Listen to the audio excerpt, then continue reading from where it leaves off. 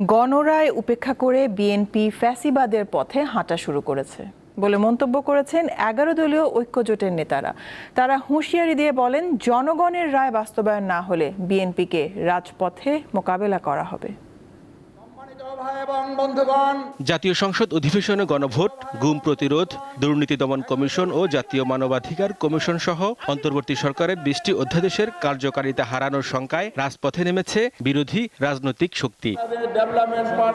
শনিবার বিকেলে রাজধানীর বাইতুল মোকাররম মসজিদের উত্তর গেটে বিক্ষোভ সমাবেশের আয়োজন করে জামায়াত, এনসিপি নেতৃত্বাধীন ১১ দলীয় ঐক্যজোট। নেতারা অভিযোগ করেন, এককভাবে রাষ্ট্র ক্ষমতা পরিচালনা করতেই গণভোটের রায় অস্বীকার করছে বিএনপি।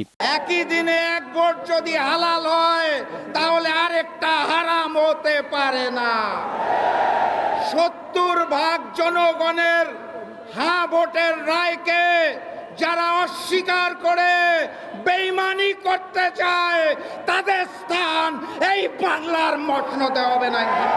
আপনারা সংস্কার চান না, গণভোট চান না, তার পেছনের কারণ হলো আপনারা বাংলাদেশের রাষ্ট্র ক্ষমতাকে, বাংলাদেশের সাংবিধানিক প্রতিষ্ঠানগুলোকে এক ব্যক্তির করায়ত্ত করে রাখতে চান। জুলাই বিপ্লবের রক্তের উপর প্রতিষ্ঠিত নতুন বাংলাদেশে সুবিধাবাদের রাজনীতি, মুনাফিকের রাজনীতি বাংলার মানুষ সহ্য করবে না।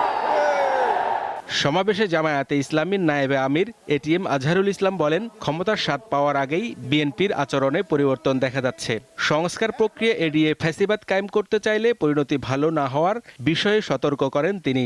আজকে গণভোটকে অস্বীকার করা মানেই শুধু ৭০% মানুষের রায় অস্বীকার করা নয়, ৭০% রায় অস্বীকার করার মধ্য দিয়ে আবার তারা আওয়ামী লীগের সেই ফ্যাসিবাদী কায়দায় এক ব্যক্তির কাছে সমস্ত ক্ষমতা দিতে চায়। জনগণের বিরুদ্ধে অবস্থান গ্রহণ করবেন না, আমাদেরকে রাজপথে আসতে বাধ্য করবেন না।